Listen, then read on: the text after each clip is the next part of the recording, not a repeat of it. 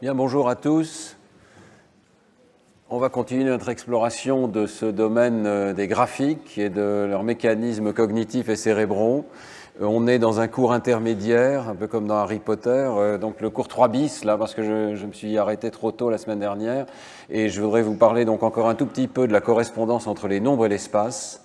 Et puis ensuite, on va aborder la suite du cours, la perception de la partie donnée des graphiques elles-mêmes. Alors, donc rapidement, la semaine dernière, on avait vu que pour des graphes comme celui-ci, c'est intéressant parce que je peux utiliser les graphes de mes propres données comme illustration, hein, on a besoin d'une correspondance entre les nombres et l'espace. Le nombre qui est sur l'axe des X est mis en correspondance avec l'espace horizontal ici du graphique. Alors cette perception est assez intuitive. On a vu que beaucoup de cultures ont spontanément l'idée d'utiliser l'espace pour représenter les nombres et que cette intuition est présente en Amazonie, chez les Indiens Munduruku, chez des jeunes enfants, et on avait même vu chez des espèces animales, y compris les petits poussins. Vous vous souvenez qu'il y a une notion intuitive de correspondance, et alors pas seulement entre nombre et espace, mais même la direction. Et le graphe ici sur la droite illustre donc ces fameux effets Snark qu'on avait découvert avec quelques collègues en 1993, publié en 1993, qui est donc le fait que chez chacun d'entre nous, on ne peut pas s'en empêcher, inconsciemment, dès qu'on voit un chiffre ou un nombre, on associe les petits nombres dans l'intervalle, dans le contexte considéré, les petits nombres avec la main gauche, plutôt avec le côté gauche de l'espace, et les grands nombres avec le côté droit de l'espace. Une espèce d'association tout à fait automatique, nombre-espace. Alors, ce biais, on a vu, existe déjà chez les jeunes enfants, et en fait existe déjà chez d'autres espèces animales. C'est quelque chose de très profond dans l'évolution, pas très bien compris, mais en tout cas quelque chose dont il faut tenir compte dans nos graphes, et effectivement nos graphes mathématiques vont presque toujours de la gauche vers la droite et du bas vers le haut. Alors l'échelle de ces graphes est aussi intuitive, mais on a vu que l'intuition au départ est celle d'un logarithme, d'une échelle compressive où les grands nombres sont plutôt regroupés ensemble, et l'échelle linéaire prend du temps à se développer chez l'enfant avec l'éducation. Alors aujourd'hui, je voudrais donc continuer ce cours en parlant des mécanismes neuronaux de cette correspondance nombre-espace. On va voir que ça a l'air de se passer dans le lobe pariétal, et on va bien sûr insister sur le fait qu'il faut respecter cette correspondance nombre-espace dans l'ergonomie des graphiques. Alors quel est le lieu pour l'effet Snark dans le cerveau? C'est l'occasion de mentionner donc ce poème, La chasse au Snark, de Lewis Carroll, et dans le poème La chasse au Snark, il y a la question du lieu rêvé pour un Snark. C'est la traduction d'Aragon ici que je vais vous lire. L'endroit rêvé pour un Snark, cria l'homme à la cloche qui débarquait l'équipage avec soin, soutenant chaque homme à la crête des vagues par un doigt pris dans ses cheveux. L'endroit rêvé pour un Snark, ça fait 2 fois que je le dis, ça en serait assez pour encourager l'équipage. L'endroit rêvé pour un Snark, ça fait 3 fois que je le dis, ce que je vous dis 3 fois est vrai. Bon, alors c'est de la poésie, on va essayer de faire un petit peu de science, mais donc quel est l'endroit rêvé pour un Snark? Eh bien, nous pensons, sur la base de beaucoup de données, que le lobe pariétal et la région intrapariétale, qu'on voit ici en couleur dans les 2 hémisphères, pourraient jouer un rôle clé. Pourquoi? D'abord parce que cette région, et ça fait plus de 20 ans maintenant, ce sont des données assez anciennes que je vais vous montrer, eh bien, cette région est impliquée dans le sens des nombres. Dès que vous réfléchissez à des nombres, cette région s'active, et quelle que soit la tâche que vous ayez à faire, même une tâche aussi simple que de décider que 5 est plus grand que 4, ou d'approximer une addition, même sans faire le calcul, ou simplement de détecter la présence d'un chiffre parmi des lettres, toutes ces tâches vont activer cette région.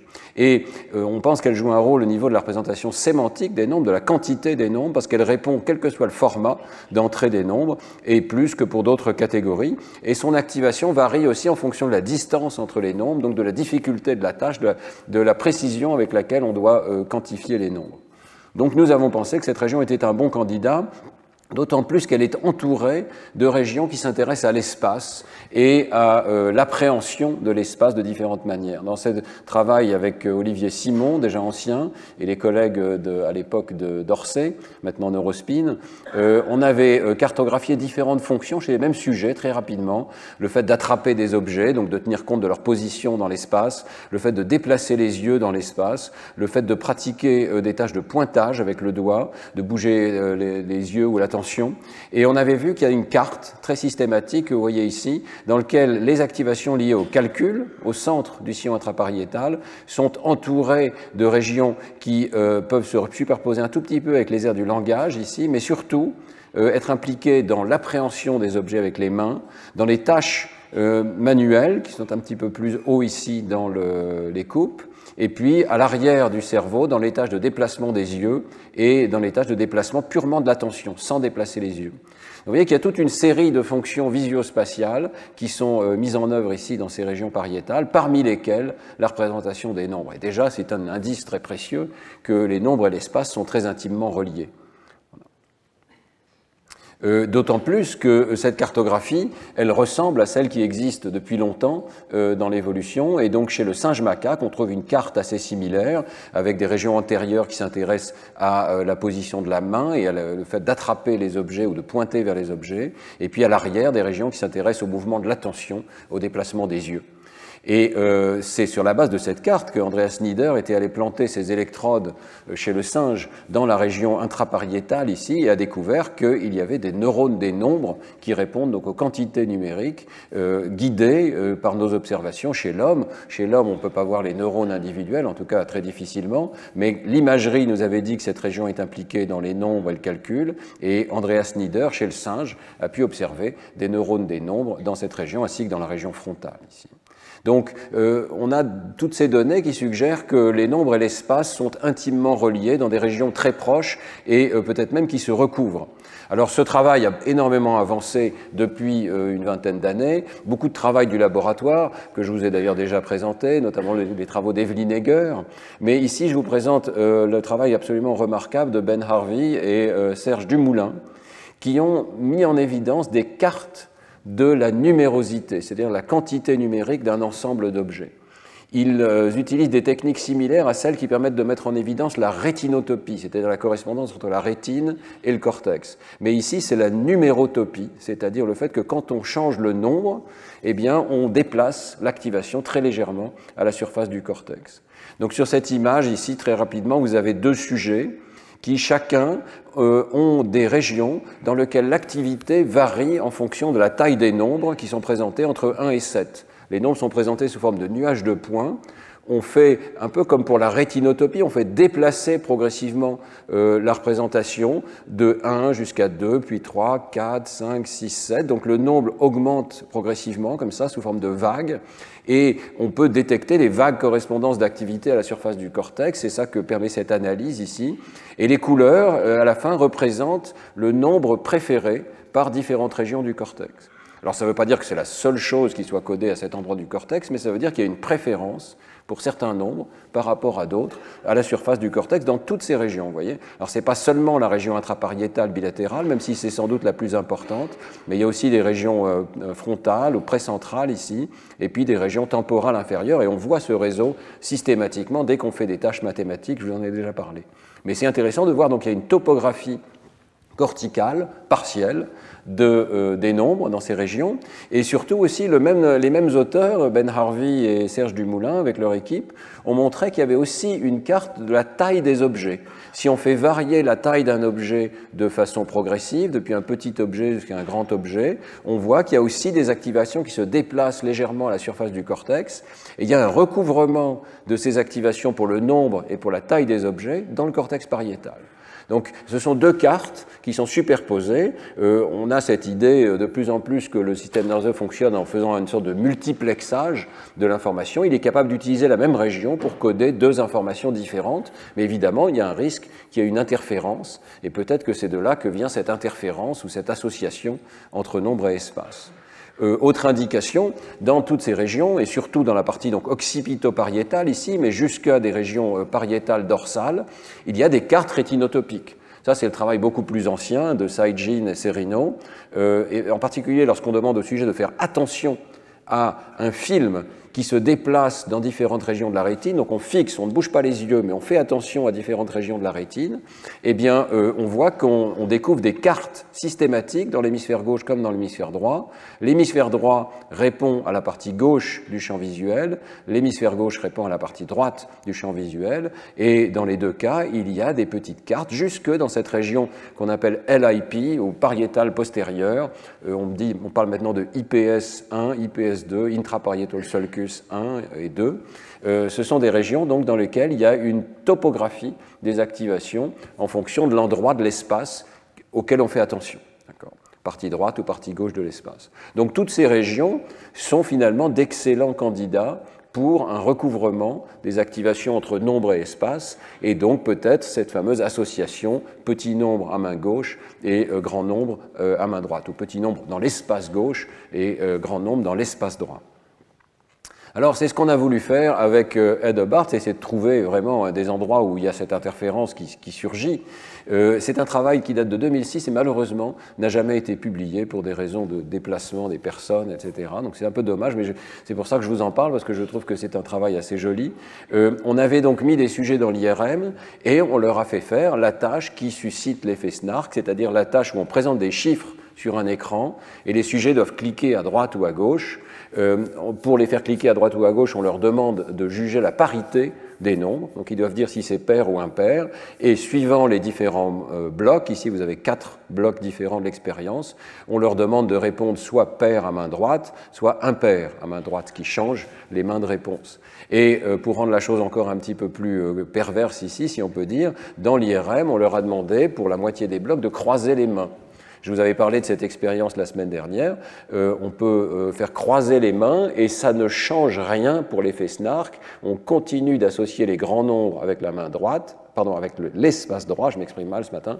Les grands nombres continuent de rester associés à l'espace droit et les petits nombres à l'espace gauche, même quand on répond avec l'autre main. Voilà. Donc on voulait vérifier ça dans l'IRM et analyser donc d'où provient cet effet.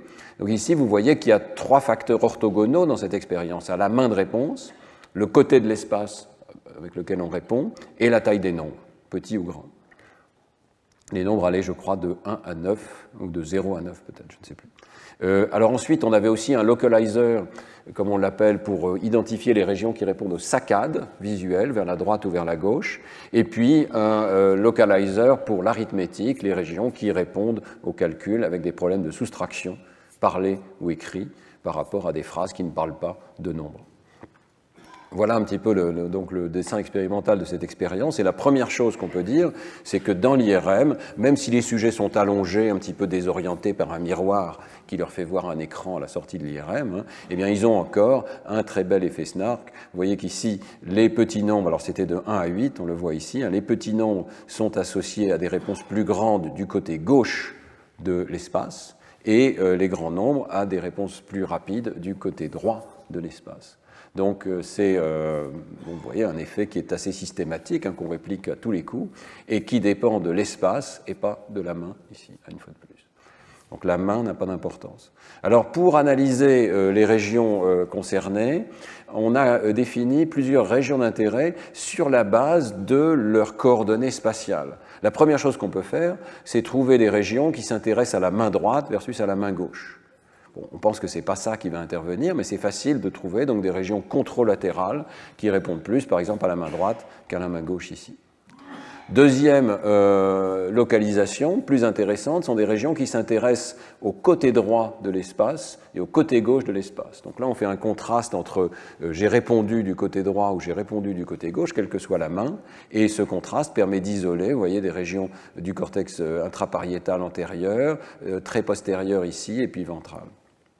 Mais surtout, on va analyser cette région ici antérieure. Troisième localizer, si l'on peut dire, c'est le déplacement des yeux. Lorsque vous bougez vos yeux vers la droite, il y a plus d'activation dans la région gauche, ici, au niveau surtout du cortex pariétal postérieur. On va regarder donc spécifiquement ces régions pariétales. Et dernière localisation, représentation donc du calcul, ça je vous l'ai dit, c'est très systématique. N'importe lequel d'entre vous ici dans cette pièce, si vous faites des petits calculs, si vous réfléchissez au nombre, vous activez systématiquement cette région centrale, horizontale, du sillon intrapariétal dans les deux hémisphères. Alors voilà à quoi ressemblent ces régions concernées par l'espace en coupe. Vous avez ici 3 niveaux de coupe, plutôt antérieur, milieu et postérieur. Et verticalement, vous avez ces 3 contrastes qui sont représentés ici avec des couleurs. Donc l'espace droit est représenté en rouge et l'espace gauche est représenté en bleu. Et donc pour la main, c'est extrêmement clair, ce sont des régions proches du sillon central qui répondent à la main. Pour l'espace, ce sont des régions un petit peu plus au milieu ici du sillon intrapariétal. Et pour les saccades, je vous l'ai dit, c'est très en arrière du sillon intrapariétal qu'on voit cette réponse ici. La question, c'est quelles sont, parmi ces régions, lesquelles s'intéressent à la taille des nombres. S'il y a une interférence, il doit y avoir une correspondance entre la représentation de l'espace et la taille des nombres. Alors pour le regarder, on avait fait cette analyse ici, dans laquelle vous avez chacune des régions d'intérêt horizontalement, donc c'est ce qu'on appelle ROI ici, ça veut dire région d'intérêt, region of interest en anglais, donc pour la main, pour l'espace, pour les saccades et pour le calcul ici. Et pour chacune d'elles, on regarde si elle a une préférence pour différents facteurs, la main, l'espace, les saccades et la grandeur des nombres. Alors, donc, en rouge, ça veut dire plus d'activation pour la droite ou pour les grands nombres que pour la gauche, et en bleu, plus d'activation pour la gauche ou pour les petits nombres que pour la droite, l'inverse.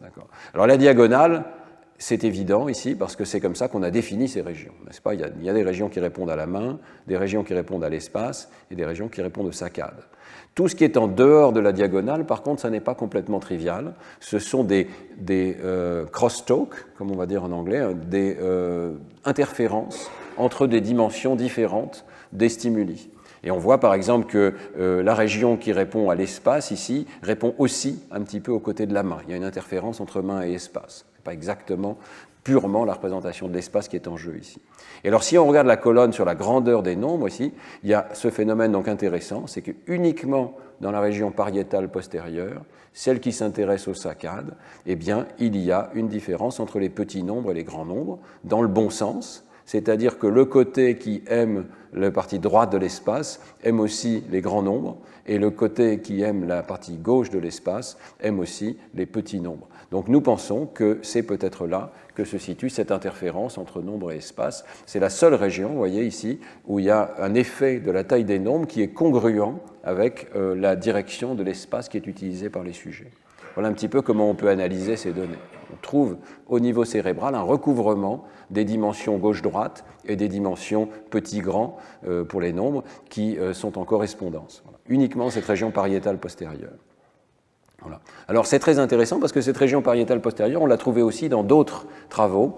Et dans un papier de Science en 2009 avec André Knopf et d'autres collègues, notamment Ed Bart et Bertrand Thirion, eh bien, on a trouvé que cette région, effectivement, crée une interférence et le siège d'une interférence entre les déplacements des yeux et le calcul. Et je vous avais parlé du fait qu'on peut lire la taille des nombres en regardant les mouvements des yeux des gens dans le noir. Si vous vous souvenez, quand on génère des nombres aléatoires, on va bouger les yeux vers la droite quand on va vers les grands nombres et vers la gauche lorsqu'on va vers les petits nombres. Alors, inspiré par toutes ces recherches, on avait donc fait une deuxième expérience, là, qui était parue dans Science, où on fait la manip suivante. On commence par faire des mouvements des yeux au sujet dans l'IRM, et on voit que, conformément aux données que je vous ai présentées, on peut décoder de quel côté le sujet va bouger les yeux sur la base de l'IRM. C'était le tout début du décodage. Ici, en 2009, c'est devenu une industrie.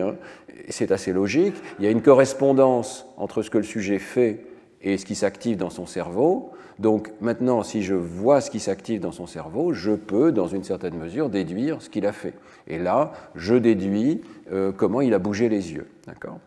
Et là, le sujet bouge effectivement les yeux. Mais ensuite, on va passer dans un deuxième bloc, et on arrive à peu près à 70% correct. Je suis persuadé qu'aujourd'hui, avec des IRM plus modernes et des techniques d'intelligence artificielle un peu plus poussées, on arriverait pratiquement à 100%. On est vraiment capable de voir des essais individuels dans l'IRM. Donc, chez 14 des 15 sujets, on arrivait à décoder les mouvements des yeux. Et ensuite, on passe dans une deuxième tâche où on leur fait faire des additions et des soustractions. Et on s'assure qu'ils ne bougent pas les yeux. On mesurait la position des yeux, ils ne les bougent pas. Mais mentalement, ils additionnent deux quantités ou ils soustraient deux quantités et ils choisissent parmi toute une variété de choix possibles quel est celui qui est le plus proche. Donc ils font une addition ou une soustraction avec des quantités. Et c'est là que ça devient extrêmement intéressant.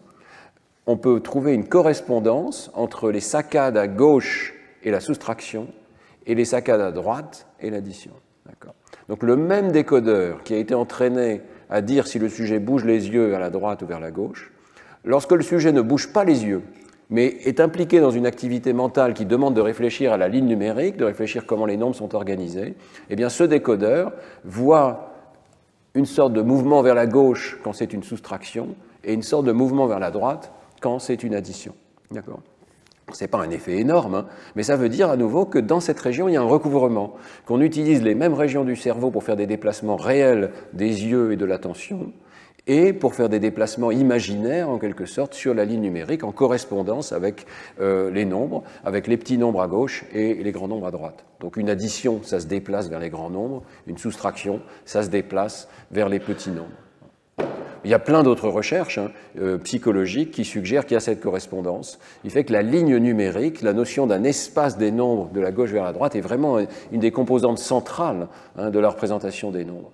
C'est pour ça qu'à l'éducation nationale, on insiste tant sur ce concept de ligne numérique, parce qu'au moment où on apprend aux enfants comment manipuler les nombres, eh bien, avoir joué avec des jeux de plateau, par exemple, avoir joué avec les lignes numériques, permet de comprendre que 7 plus 2, c'est 2 cases de plus à droite de 7, on se déplace de 2 et on arrive à 9. Voilà. Quand on a compris ça, on a compris beaucoup de choses sur l'espace des nombres, et en particulier la linéarité des nombres. Donc tout ceci a l'air de se passer dans le sillon intrapariétal et peut-être particulièrement dans la partie postérieure du sillon intrapariétal, là où des régions sont impliquées dans l'attention, que ce soit une attention spatiale réelle, bouger les yeux, faire attention à l'espace, ou une attention interne tournée vers des représentations abstraites de la ligne numérique. Alors, quelques implications pour terminer ce cours 3 bis de cet effet Snark. En fait, donc, tout le monde préfère les petits nombres à gauche, les grands nombres à droite. Ne le contredisons pas dans des graphiques. C'est juste un exemple de plus de ces fameux effets de congruence, et en particulier, vous connaissez, je pense, l'effet Stroop. Si vous essayez de nommer la couleur des mots qui sont affichés ici, donc vous devez dire bleu, rouge, vert, mais ça devient beaucoup plus difficile ici lorsque vous devez dire rouge, vert et bleu. D'accord ? Donc, c'est un effet Stroop, c'est un effet d'interférence. Il y en a énormément comme ça. L'effet Snark est un effet Stroop. C'est une interférence particulière entre nombre et espace. Donc, ne confusionnons pas, si je puis dire, les sujets en violant cette association. Voilà un exemple intéressant ici.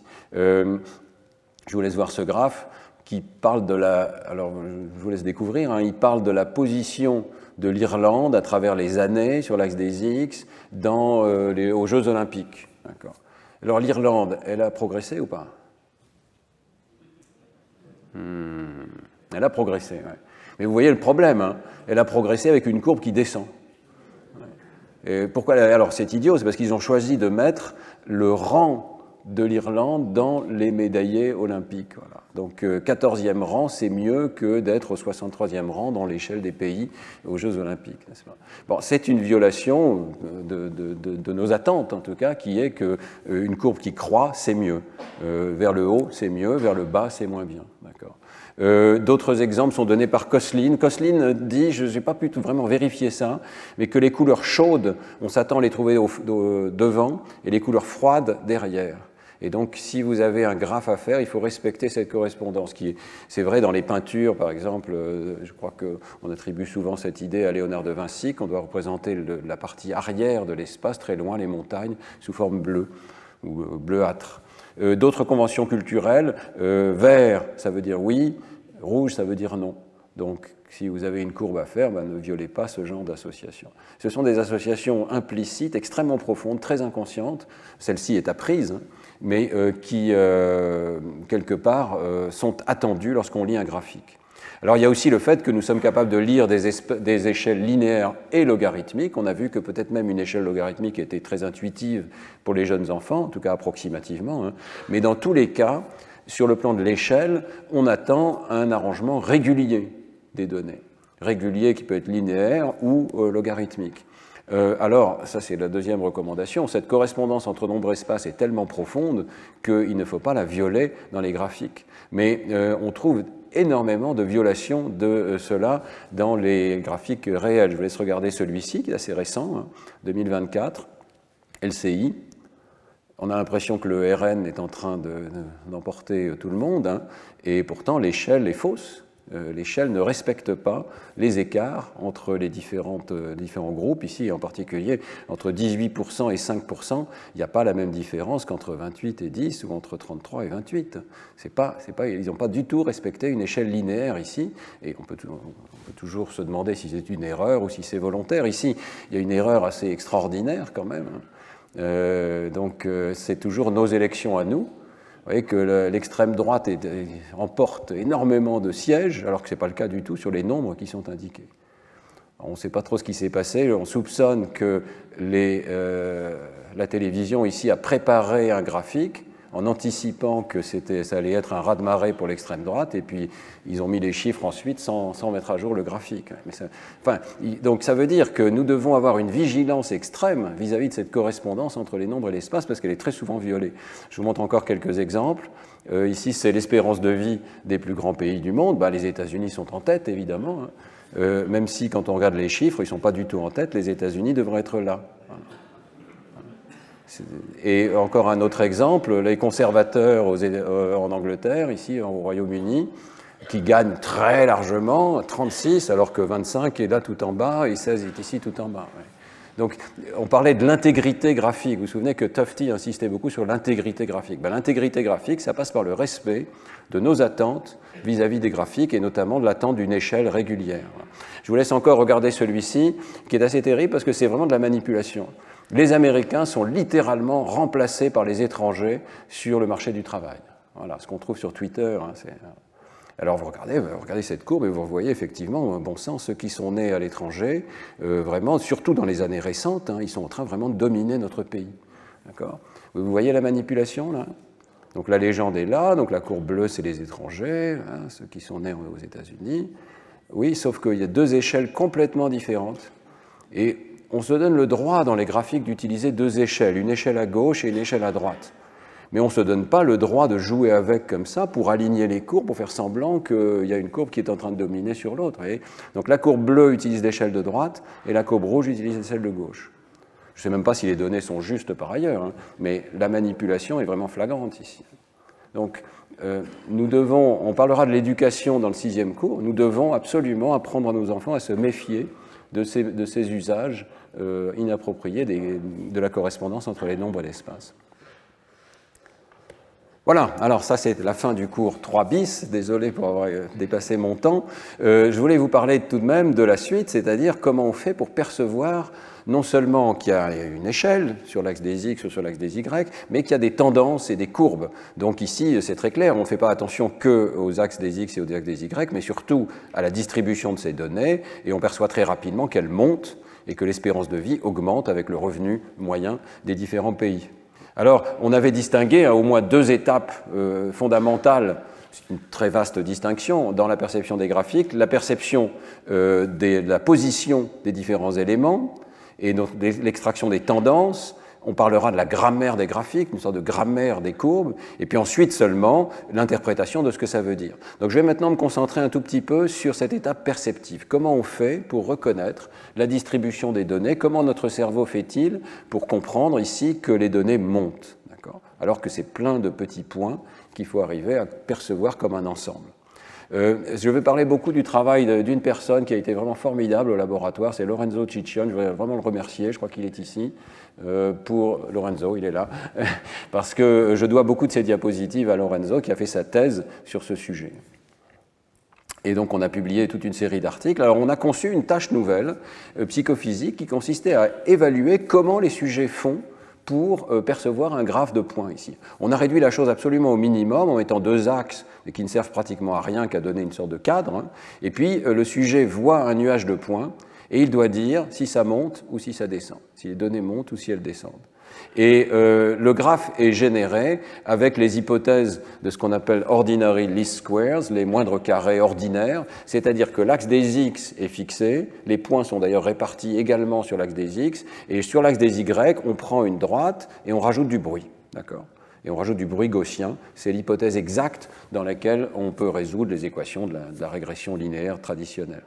Alors, on a fait simplement varier les paramètres. Donc, vous voyez ici différents exemples d'écran que peuvent voir les sujets. On avait fait varier la pente de la droite, vous pouvez être plus ou moins pentu. On a fait varier ensuite le niveau de bruit gaussiens qu'on rajoutait à ces points, et puis on a fait varier le nombre de points. Donc vous avez des cas où il y a 6 points seulement, et ça va de 6 à 18, 38 et 66.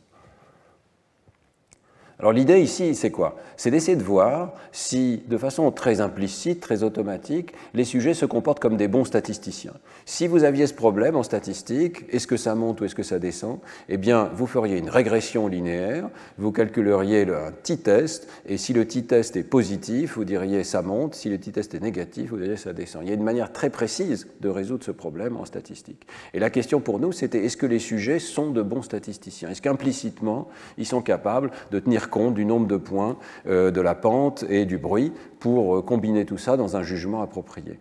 Et on va voir que c'est le cas. Les sujets se comportent vraiment comme le ferait un bon statisticien. Alors voilà, on présente ici les données en fonction de la pente de la courbe. Et évidemment, lorsque la pente est plutôt positive, les sujets répondent plutôt que ça croît, et lorsque la pente est plutôt négative, les sujets répondent plutôt que ça décroît. Mais vous voyez que ce jugement, qui est psychophysique, donc qui est traditionnellement avec une courbe sigmoïdale comme ça, eh bien, il dépend du niveau de bruit des graphiques. Et évidemment, lorsqu'il y a peu de bruit, le jugement est très précis, et donc la courbe est raide. Lorsqu'il y a beaucoup de bruit, le jugement est moins précis et la courbe est un petit peu plate, les sujets se trompent dans leur jugement. En fait, ils ne font pas que se tromper, parce que lorsqu'on génère un diagramme avec du bruit, ce n'est pas seulement la pente prescrite qui compte, mais c'est en fait la pente réelle, qu'on appelle ici alpha chapeau, et la pente réelle, elle peut dévier de la pente prescrite en fonction du bruit, et les sujets sont assez bons à suivre la pente réelle du graphique. Donc ils suivent de façon assez précise la totalité de la courbe plus le bruit. Et ils tiennent compte aussi du nombre de points.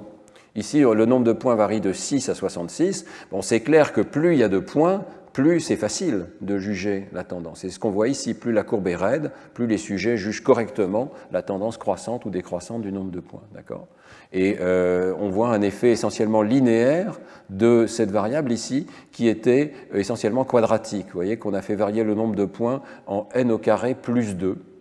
Je pourrais y revenir, mais c'est parce qu'on anticipait sur le fait que les sujets utilisent la racine carrée de n-2 comme la variable clé. C'est le cas dans l'équation de la régression linéaire traditionnelle.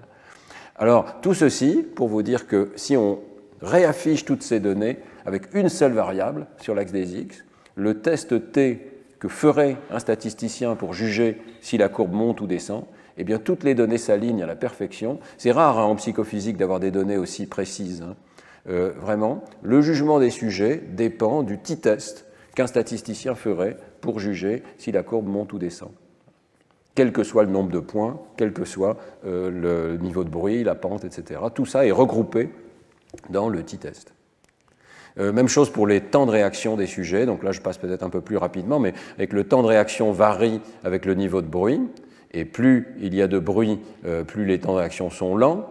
Le temps de réaction varie avec le nombre de points, et moins il y a de points, plus les temps de réaction sont lents et imprécis ici en rouge. Et tout ceci est résumé par une courbe en fonction du t-test à nouveau.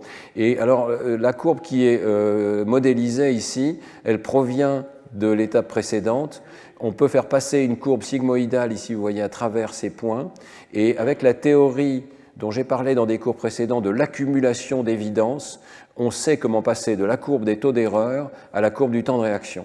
Et il n'y a pas de paramètre libre, là, on va presque pas. Il y a la hauteur de la courbe, mais la forme de la courbe n'est plus un paramètre libre, elle est directement dérivée de la théorie de la décision fondée sur l'accumulation statistique d'évidence. Vous voyez que c'est encore un très bon fit. Bon, qu'est-ce qui se passe ici? Vous êtes lent lorsque c'est difficile. Qu'est-ce qui détermine si c'est difficile? C'est la distance entre le graphe que vous voyez et un t-test de 0. C'est à quel point le t-test dévie de 0. D'accord. Comme un statisticien, vous prenez plus de temps à décider si ça monte ou si ça descend quand l'évidence est moins forte. Et vous accumulez l'évidence en fonction du temps. Voilà. Il y a un point important, c'est que vous voyez que ça n'est pas le cas qu'on prend d'autant plus de temps, plus il y a de points. Ça, c'est un aspect important de ces données.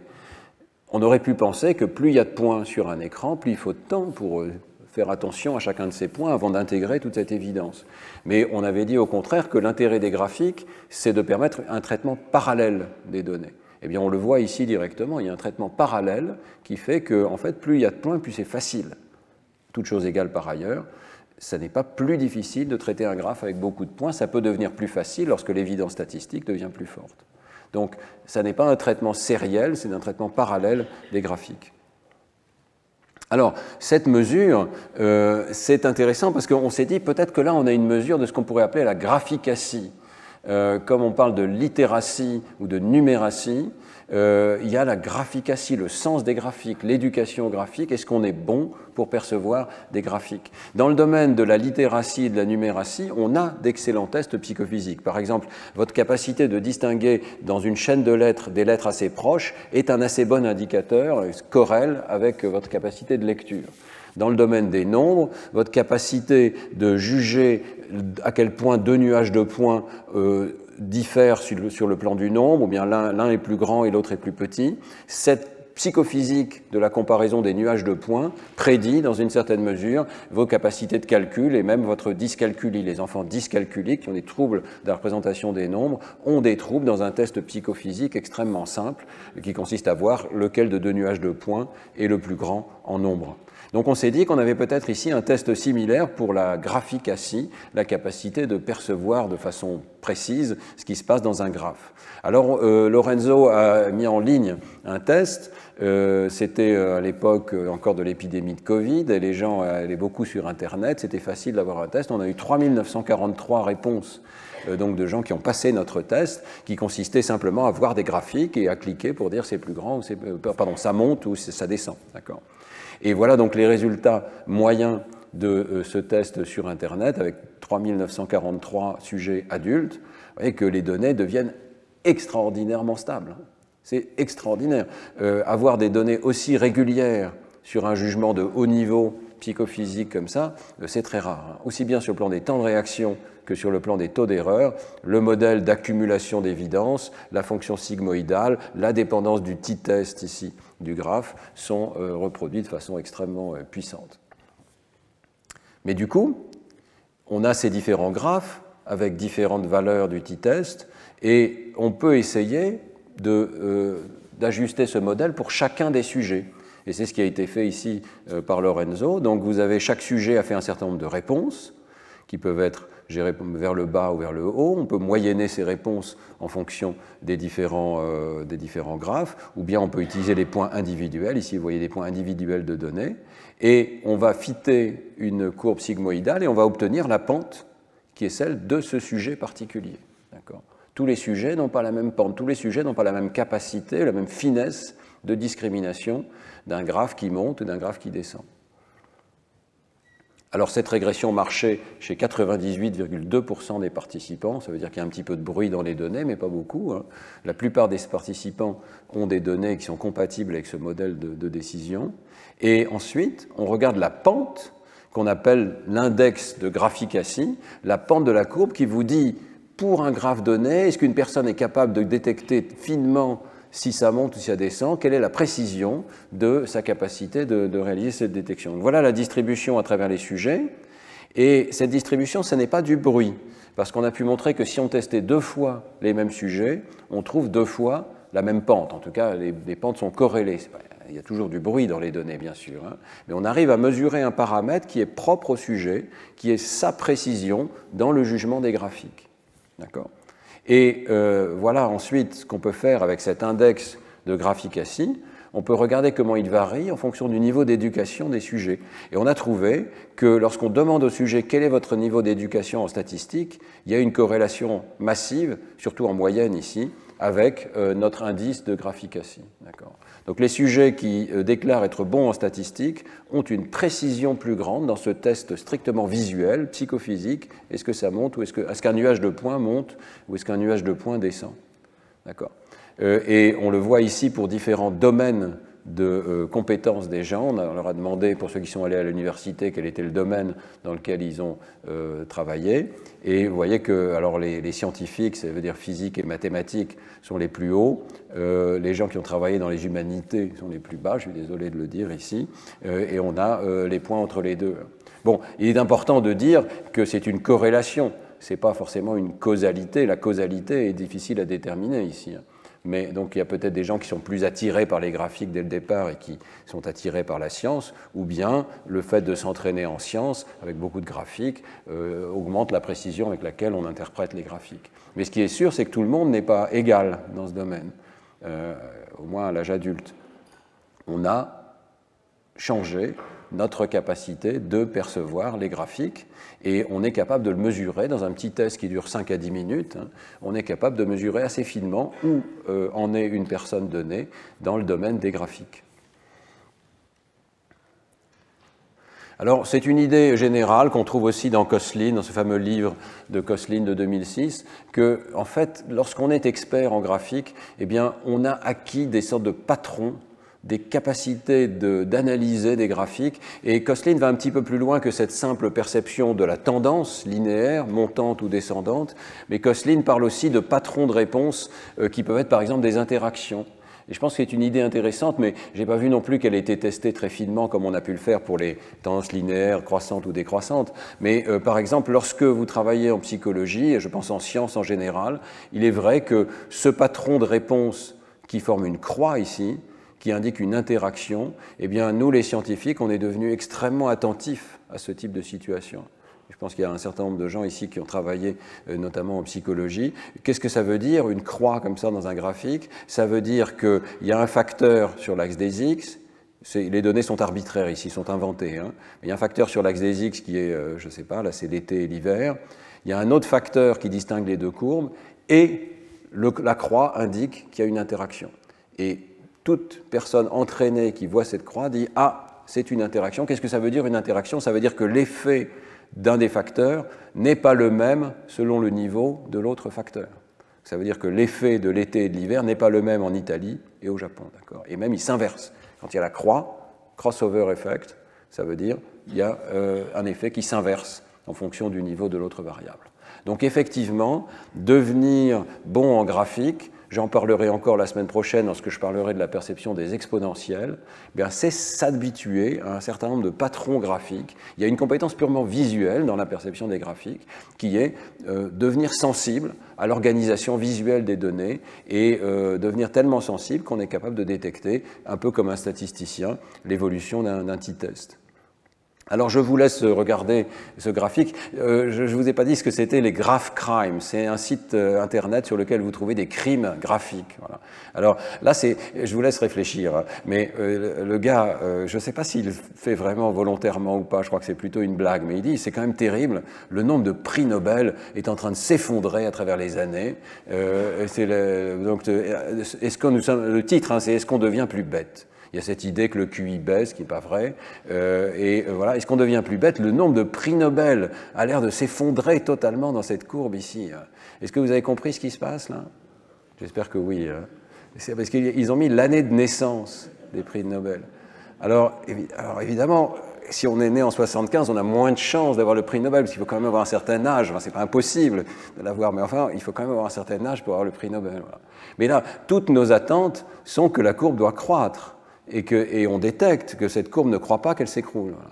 Donc, quelque part, on viole nos attentes, qui est qu'en fonction du temps, la courbe doit croître. Il y a de plus en plus de prix Nobel, ou au moins il y en a autant par année, on le sait. Ça. Et puis là, ça a l'air d'être violé. Bon, c'est une blague un petit peu, hein. Mais ça veut dire que vous êtes quand même très sensible, vous voyez, à la perception des tendances. Et vous attendiez à une tendance qui croît. Alors, je reviens à mon idée de recyclage neuronal. Si on a raison, donc on vient de voir un test où on regarde un nuage de points comme ça, et de façon remarquable, les personnes sont capables de dire ça monte ou ça descend, en mettant en somme tous ces points, en ayant des performances meilleures, plus il y a de points, alors qu'on aurait pu penser que ce serait plus difficile quand il y a beaucoup de points. Qu'est-ce qui se passe? Nous avons fait l'hypothèse lors du deuxième cours que, comme la capacité de lire ou la capacité de calculer, la perception des graphiques recycle des compétences préexistantes de notre cerveau. Mais qu'est-ce qui est recyclé ici qui nous permet de percevoir un nuage de points? Eh bien, en y réfléchissant, on a fait une hypothèse très simple avec Lorenzo Ciccione, c'est que nous recyclons la capacité de percevoir l'orientation des objets.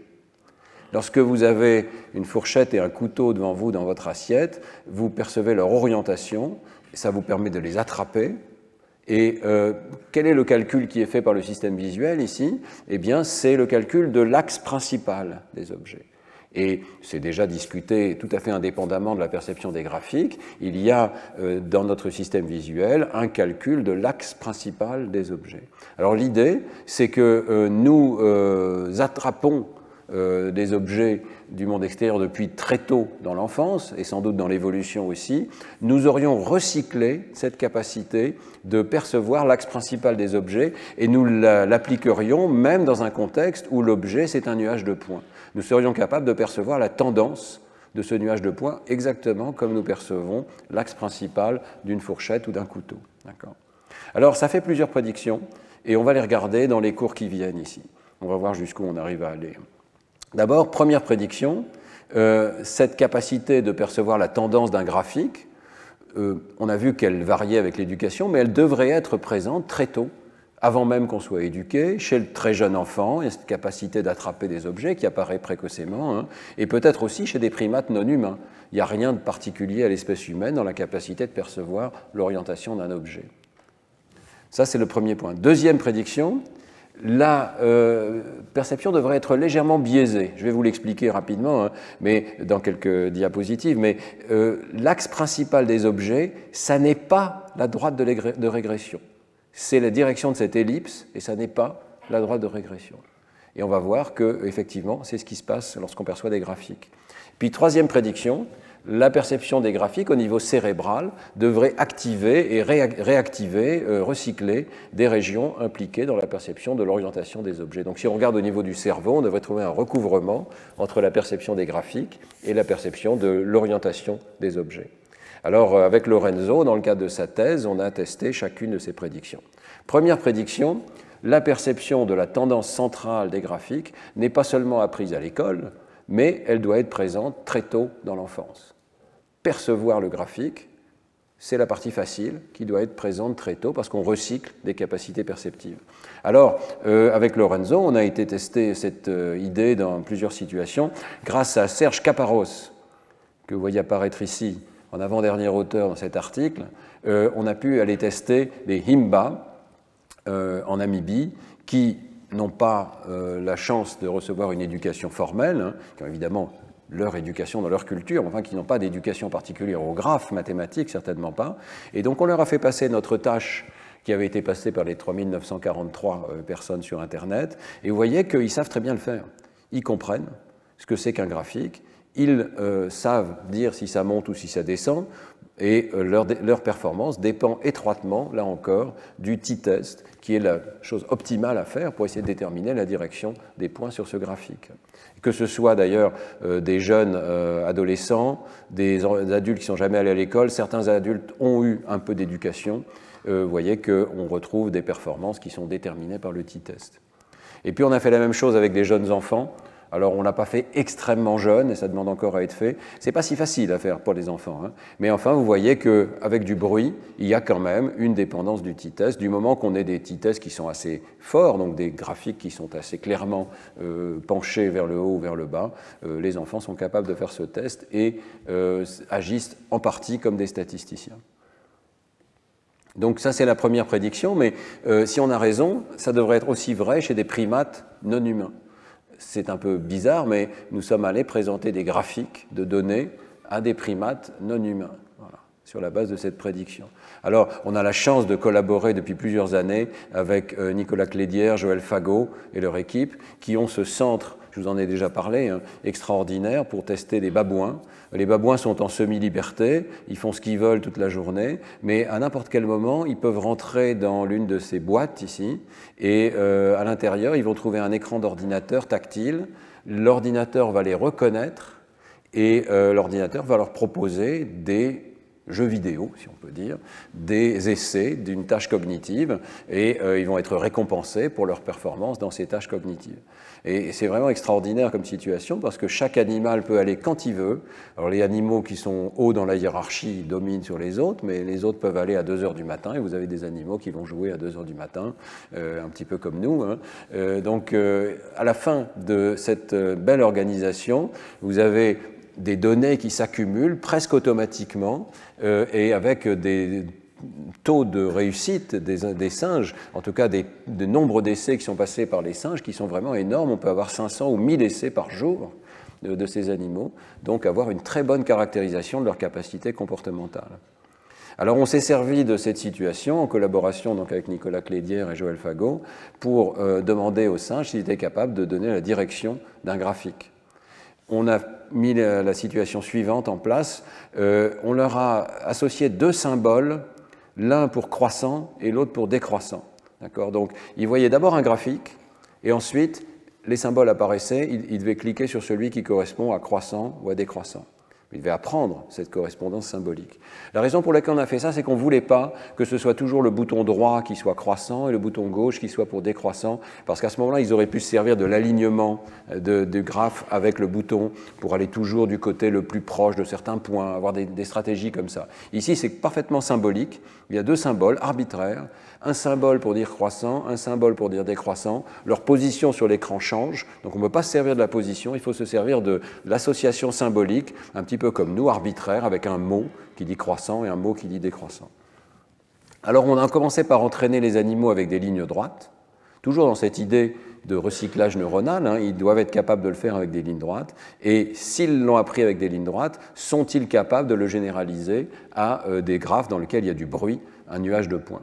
Donc on a donné des graphes sans bruit, une ligne formée de points, et des graphes avec plus ou moins de niveaux de bruit autour d'une pente qui peut être croissante ou décroissante. On a fait une première expérience avec les mêmes stimuli qu'on avait utilisés chez les jeunes enfants, et ça s'est avéré un peu trop difficile pour les animaux, je vais vous le montrer, et donc on est passé à une deuxième expérience où on a donné des pentes un petit peu plus élevées pour que ce soit moins difficile pour les animaux. Mais il y avait quand même donc toute cette variété de stimuli, la même qu'on a utilisée jusqu'ici. Alors voilà la performance des animaux en fonction de la pente prescrite du graphe, d'abord pour des lignes droites. Vous voyez qu'au départ, ici les différentes couleurs représentent le temps dans l'expérience, les déciles du nombre d'essais que les animaux ont eu pour atteindre un critère. Et donc vous voyez qu'au départ, les animaux sont plats, ils n'arrivent pas à répondre croissant ou décroissant quand la pente est vers le haut ou quand la pente est vers le bas. Mais progressivement, cette courbe commence à s'infléchir et on voit apparaître les mêmes genres de résultats que chez les humains, une capacité de dire ça croît ou ça décroît. Catégoriser, vous vous souvenez, il y a deux choses que l'animal doit apprendre ici, catégoriser les droites comme montantes ou descendantes et associer le symbole correspondant, ce qui n'est pas le plus facile à apprendre pour un animal. Donc ces animaux ont appris le symbole qui correspond à une droite croissante ou à une droite décroissante. Et à ce moment-là, on les passe dans le test avec des graphiques bruités. Et vous voyez qu'il n'y a pas beaucoup de généralisation. Ils ont vraiment beaucoup de mal au départ, c'est un tout petit peu au-dessus du hasard, et puis quand même assez vite, ça monte au-dessus du hasard. Par contre, quand on les a passés dans le deuxième test avec des pentes plus élevées, là, on a obtenu des performances assez nettement au-dessus du hasard. Il y a toujours du bruit résiduel, il y en avait aussi chez les enfants, donc il y a une partie d'essais qui sont perdus, où l'animal a l'air de répondre au hasard et ne parvient pas, même pour des pentes assez élevées. C'est le cas même pour des lignes droites ici. Donc l'aspect symbolique perd sans doute l'animal dans un certain nombre d'essais où il choisit le symbole au hasard. Mais c'est quand même beaucoup mieux que le hasard, le fait que cette courbe et cette forme ici indiquent que les animaux répondent bien mieux que le hasard. Et une fois qu'on a cette performance au-dessus du niveau du hasard, on peut l'afficher comme auparavant en fonction du t-test qui caractérise le graphe. Et alors en haut, vous voyez les premières pentes qu'on a utilisées. Vous voyez que la performance est vraiment un tout petit peu au-dessus du hasard ici, alors que pour les enfants de 6 ans, ou les IMBA, ou les adultes qu'on avait pu tester sur Internet, eh bien, vous voyez que la performance est quand même bien meilleure. Mais, avec un peu d'entraînement, les animaux se comportent comme les enfants, ça s'approche de plus en plus des enfants. Voilà tous les essais de la deuxième partie avec des pentes un peu élevées. La dernière partie de ces essais, vous voyez que les animaux continuent d'être de meilleur en meilleur. Ici, on a exclu 4 babouins qui répondaient au hasard. S'ils répondent au hasard, ils ont peut-être mal compris la tâche. Ceux qui ne répondent pas au hasard ont des pentes assez élevées. Et vous avez des stars. Ici, c'est une babouin qui s'appelle Violette, qui dans toutes les tâches réussit extraordinairement bien et fait essentiellement aussi bien qu'un être humain. Donc ça prouve que c'est possible, c'est accessible à ces animaux. Voilà. Et là, vous voyez la dépendance remarquable en fonction du t-test, presque pour tous les points. La raison pour laquelle ce n'est pas parfait, c'est qu'il y a ce groupe de points rouges ici. Alors regardons 2 secondes ce que c'est que ce groupe de points rouges. Ce sont les points, ce sont les nuages de points dans lesquels il n'y a que 6 points. Si je reviens en arrière, pour vous donner un exemple, c'est ce graphe-là, voilà, ce genre de graphe-là. Alors il semblerait que les animaux, et nous aussi sans doute, nous avons des difficultés particulières à dire que ça c'est un objet. La tâche demande de dire c'est un seul et même objet, n'est-ce pas? C'est 6 points. Et il faut juger son orientation. Ça, évidemment, c'est une source de difficulté supplémentaire, et ça a l'air d'être une source de difficulté supplémentaire pour les animaux en particulier. Donc, vous voyez ici, en fonction de la pente de la courbe, mais aussi en fonction du nombre de points présentés, il y a toujours une belle dépendance de la pente de la courbe sur les réponses des animaux, sauf quand il y a 6 points sur l'écran. S'il y a 6 points sur l'écran, ils ont du mal à dire que c'est un seul et même graphe. Ils ne font pas complètement au hasard non plus, hein, mais ils ont beaucoup plus de mal. C'est un résultat assez classique, nous dit Joël Fagot, que les animaux ont tendance à traiter les objets individuels et à ne pas voir la scène d'ensemble. C'est quelque chose de difficile de voir la scène d'ensemble pour ces animaux. Alors voilà aussi une idée de la variabilité entre animaux qui est quand même très importante. Hein. On les a triés ici en fonction de leur performance, donc de leur sensibilité, ce fameux indice de graphicatie. Alors Violette a un très bon indice de graphicatie, mais vous voyez que si on se déplace ici, les animaux font de moins en moins bien. Si on essaie de comprendre ce qui se passe, en fait, les animaux comprennent la tâche, donc toujours il y a cette pente, mais ils ont aussi des biais supplémentaires. Et peut-être que l'éducation au graphique, c'est aussi arriver à se débarrasser de ces biais. Beaucoup d'animaux ont des performances qui varient systématiquement en fonction du nombre de points, vous voyez. Donc ils sont biaisés à choisir un symbole quand il y a peu de points et un autre symbole quand il y a beaucoup de points. Ben, c'est le sens du nombre, dont on a souvent parlé, qui ici joue un rôle alors qu'il ne devrait pas. Les animaux devraient complètement négliger le nombre de points, mais ne peuvent pas s'empêcher de cliquer plutôt sur un symbole quand il y a peu de nombre et un autre symbole quand il y a beaucoup de nombre. Alors, suivant les animaux, c'est complètement arbitraire, hein, ça peut être l'un des symboles ou l'autre symbole qui est choisi, mais il y a cet effet systématique du nombre. Donc, ces courbes sont souvent décalées en fonction du nombre de points, parce qu'il y a plusieurs paramètres qui interviennent dans le jugement de l'animal. Mais l'un de ces paramètres, c'est le t-test, qui détermine le jugement des humains également. Donc, quelque part, il y a un précurseur de la perception des graphes chez le babouin ici. Et finalement, juste pour vous montrer qu'on peut faire pas mal de choses ici, hein, on a fini par comprendre pourquoi certains animaux faisaient beaucoup mieux que d'autres. Et quelque part, c'est aussi de notre faute, puisque je vous ai dit que les animaux devaient associer croissant avec un symbole et décroissant avec un autre symbole, qui avait ces formes ici un peu étranges. On a choisi des formes qui n'étaient pas carrées, qui n'étaient pas non plus graphiques au sens où ça représentait une droite ou quelque chose comme ça. Il fallait que ce soit le plus arbitraire possible. Et vous voyez que les babouins qui ont réussi ont eu les paires de formes ici à gauche, donc chaque paire correspond à un animal, et les babouins qui n'ont pas bien réussi ont eu les paires de formes qui étaient ici à droite. Et on s'est rendu compte qu'en fait, on avait rendu la chose trop difficile parce que beaucoup de ces formes se ressemblent. Celle-ci se ressemble, celle-ci se ressemble, celle-ci se ressemble aussi dans une certaine mesure. Et si on mesure la ressemblance entre les formes qu'on leur a données, eh bien, les singes qui ont moins bien réussi sont ceux qui ont eu les formes qui se ressemblaient le plus. D'accord ?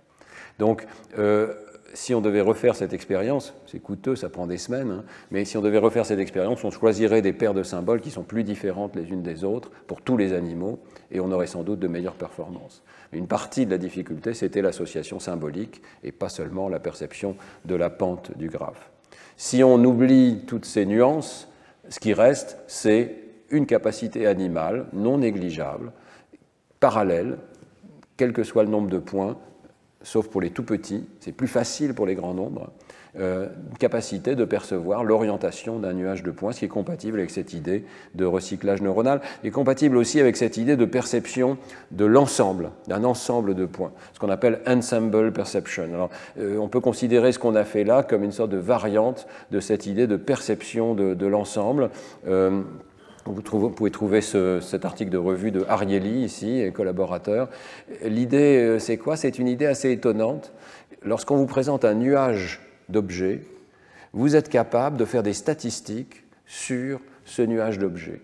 Et par exemple, vous êtes capable de dire quelle est la taille moyenne de ces points, même en un flash. Donc, il y a une capacité de moyennage, si on peut dire, de différentes propriétés de l'image. Et on n'a pas besoin de regarder sériellement toutes ces données pour savoir quelle est à peu près la taille moyenne. Ça marche pour la taille, ça marche pour l'orientation, je suis sûr que vous arriverez à dire l'orientation moyenne de ces barres, le mouvement moyen des points, la vitesse moyenne, la position moyenne, vous seriez capable de placer un point ici à peu près au centre du nuage, la texture moyenne, ça c'est un peu plus étrange, ou l'ombre moyenne, et vous êtes capable parfois d'extraire des choses très abstraites comme le visage moyen. On a déjà parlé de la perception des visages. Chaque visage est un vecteur neuronal dans le cerveau, donc on peut faire la moyenne de vecteurs. Et ça a du sens de dire qu'il y a un visage moyen. Et les sujets sont capables, dans une certaine mesure, de dire le visage moyen ou l'émotion moyenne dans un visage. Donc tout ceci montre qu'il y a une capacité statistique dans notre cerveau. On a souvent parlé du cerveau statisticien. Et finalement, la perception des tendances vers le haut ou vers le bas d'un graphe, c'est jamais qu'un nouvel avatar de ce cerveau statisticien qui est capable d'extraire pas seulement la moyenne, ici toute cette capacité de représentation qu'on appelle la perception des ensembles, c'est focalisé sur les moyennes, mais en fait les sujets ont la moyenne, l'écart type, la dispersion des données, et ils ont aussi les corrélations entre données, des statistiques d'ordre supérieur. Et on le voit même quand les dimensions ne sont pas forcément spatiales. Par exemple ici, je pense que vous pouvez percevoir que l'orientation de la ligne varie avec la position spatiale. Ça tourne comme ça, d'accord ? Vous êtes en train de faire une corrélation entre l'orientation de la ligne, qui n'est pas une variable spatiale, et la position sur l'axe des X. Donc notre cerveau a des capacités de mise en relation de plusieurs variables, est capable de faire des statistiques de moyenne, d'écart type et même de corrélation entre deux variables. Et nous exploitons cette capacité-là dans le domaine des graphiques lorsque nous présentons des points qui représentent finalement des corrélations, des régressions. Les sujets sont très sensibles à cette corrélation.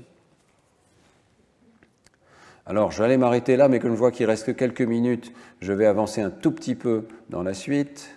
Et on reviendra à ces conclusions dans un instant, pour vous parler de cette deuxième prédiction qui est un petit peu subtile, mais qui se trouve être magnifiquement vérifiée.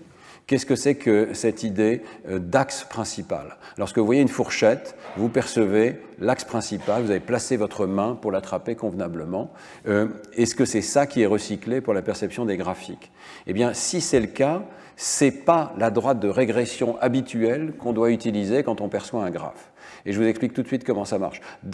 Lorsque vous calculez l'axe principal de la fourchette, ici, vous calculez la droite telle que la position, la distance entre chaque point de la fourchette et l'axe, la somme de toutes ces distances au carré soit minimale. D'accord ?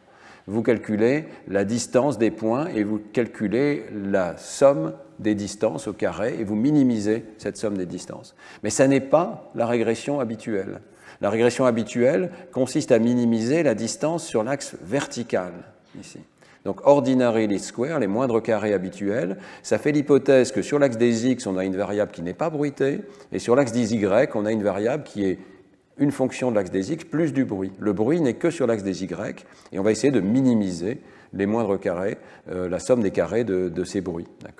Mais l'axe principal, c'est pas ça. L'axe principal, c'est minimiser la distance du point à la ligne de façon perpendiculaire ici, la distance directe à la ligne, si vous voulez. Et c'est ce qu'on appelle en statistique, il y a un des noms de cette chose, c'est la régression de Deming. Mais ce qui est important de comprendre, c'est que ce n'est pas la même droite. Ce n'est pas très facile à comprendre, et quand on découvre la régression pour la première fois, on découvre par exemple, et moi au départ je ne comprenais pas, la régression d'une variable x en fonction de y et la régression d'une variable y en fonction de x, ça ne donne pas la même droite. Je pense que beaucoup d'entre vous sont conscients de ce fait ici, mais ce n'est pas facile. Ça ne donne pas la même droite, parce que s'il y avait une régression de 0, la droite serait plate sur les deux axes. Et en fait, seule la régression de Deming donne le même axe, qu'on fasse la régression de x en y ou de y en x, c'est la même chose. C'est la distance des points à la droite qui compte. Bon, désolé pour ce petit passage statistique ici, mais ça permet de tester qu'est-ce qui se passe réellement chez les humains. Est-ce qu'ils font l'un ou est-ce qu'ils font l'autre? Et ce qui est intéressant dans ce qu'on a fait avec Lorenzo, c'est qu'on a généré les données suivant les hypothèses classiques des moindres carrés. On a généré les données avec juste du bruit sur l'axe des Y. Donc si les sujets étaient des bons statisticiens, ils devraient appliquer la droite de régression traditionnelle et pas celle de l'axe principal, pas celle de Deming. Et alors pour le savoir, il ne suffit pas de demander si ça monte ou si ça descend, parce que là, la réponse est la même, mais il faut demander quelle est la pente de la droite. Et donc, on a fait une nouvelle version de la tâche, où on présente un graphe, et on demande au sujet quelle est la pente de la droite. Et voilà le résultat. La pente rapportée par les sujets, en fonction de la pente prescrite par notre graphe. Et vous voyez que ça n'est pas une seule et même droite, ça varie suivant le niveau de bruit et suivant le nombre de points qui est présenté au sujet. Et les prédictions des moindres carrés, c'est que ça ne devrait absolument pas varier. Les prédictions de la droite distance directe, la régression de Deming, l'axe principal du graphe, ça doit varier, et ça varie exactement comme les données qu'on a ici chez les sujets. Donc, les sujets ne se comportent plus ici comme des statisticiens idéaux, ou plutôt ils font une statistique légèrement différente de celle qu'on fait d'habitude. Ils ne font pas la régression traditionnelle avec les moindres carrés, ils font une régression fondée sur la distance directe, en x comme en y, d'un point à la droite, et ils minimisent toutes ces distances. On l'a revu dans une autre tâche, et je vous en parlerai la semaine prochaine. Si je vous demande d'ajuster un point, ici c'est une autre manière de mesurer la pente de la droite, mais au lieu de demander d'ajuster une pente, on demande juste d'ajuster un point pour dire ce qui va se placer le plus possible près de la droite. On retrouve exactement ce phénomène ici. Donc, vous voyez que les sujets font une computation très particulière. Ils font la computation qu'il faudrait faire si jamais on essaye de calculer l'axe principal du nuage de points, la direction de l'ellipse qui est formée par le nuage de points. Il ne calcule pas la régression des moindres carrés, qui serait une pente plus basse. Il monte cette pente pour tenir compte de la variabilité sur l'axe des x comme sur l'axe des y, et il calcule finalement l'ellipse générale. Voilà. Alors, je crois que je vais m'arrêter là et revenir un tout petit peu en arrière dans mes conclusions. Peut-être d'ailleurs vous illustrez ça d'une manière la plus concrète possible, on l'a vu un moment. Hein. C'est un petit peu loin, pardon. Voilà. Donc, ce que font les sujets, ça n'est pas la droite rouge qui serait la droite de régression, mais c'est l'axe principal de l'ellipse qui serait celle qui entoure le mieux les points. Donc c'est l'axe principal de l'objet et pas la droite de régression traditionnelle. Mais sinon, il se comporte de façon extrêmement adéquate par rapport à cette tâche. Et donc je vais reprendre ma diapo de conclusion. Les sujets sont excellents pour extraire la tendance centrale d'un graphe. Ils savent dire si ça monte ou si ça descend. La semaine prochaine, on verra qu'ils sont capables également de rejeter ce qu'on appelle des outliers, c'est-à-dire des points de données qui sont anormaux et qui ne font pas partie de la courbe. Ils ont un algorithme très précis pour détecter ça.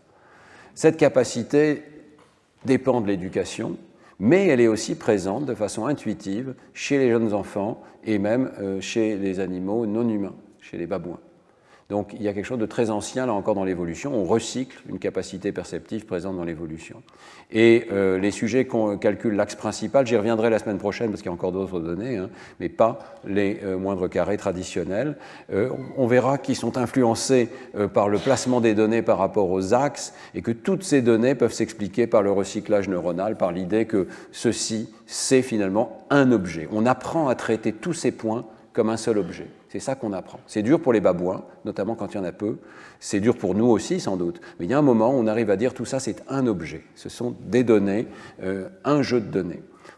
Alors on verra qu'on arrive aussi à dire des choses sur la représentation neuronale de ces objets graphiques. On a fait les premières expériences, il n'y en a aucune dans la littérature, on a fait les premières expériences d'IRM fonctionnel, de la perception des graphiques. Et c'est un système particulier, mais qui recycle la capacité de percevoir l'orientation générale des objets.